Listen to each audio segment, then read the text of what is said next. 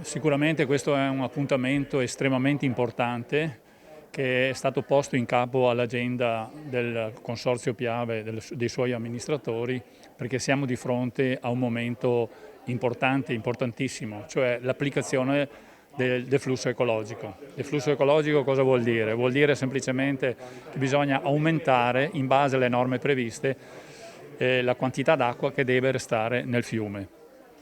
Cosa vuol dire questo? Vuol dire che dobbiamo di fatto ridurre l'acqua che è a disposizione per il mondo dell'irrigazione.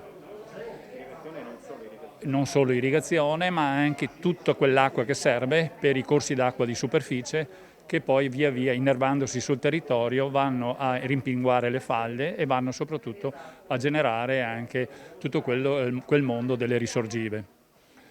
Noi vogliamo discutere di questo, discuterne in maniera chiara, in maniera trasparente, consapevoli che l'acqua è un bene limitato, perciò va utilizzato con parsimonia, con attenzione, come d'altro canto già stiamo facendo da anni, in rapporto stretto con l'autorità di bacino, in rapporto stretto con il mondo dell'energia, cioè l'Enel, che a sua volta utilizza quest'acqua, con tutto quel mondo che vive e si sviluppa attorno ai bacini di montagna.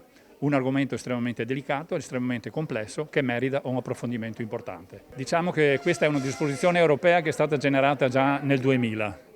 A seguito a questa sono state emanate appunto queste direttive del deflusso ecologico.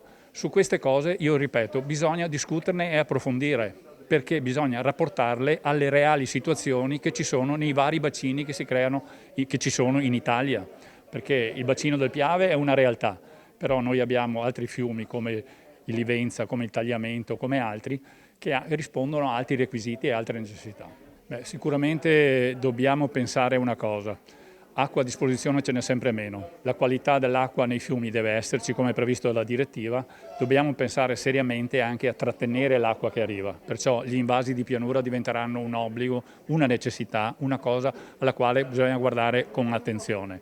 L'altro aspetto è la trasformazione irrigua, cioè da sistemi di irrigazione a scorrimento a irrigazione a pioggia o a goccia consentono di mantenere le stesse capacità produttive utilizzando molto meno acqua. Questo è uno degli argomenti attorno ai quali sicuramente bisognerà discutere, ripeto, approfondire e ragionare assieme con serenità, perché l'acqua è un bene che interessa tutte le persone, non solo gli agricoltori, ma anche tutto il mondo nel suo insieme, tutta la società e tutta l'economia.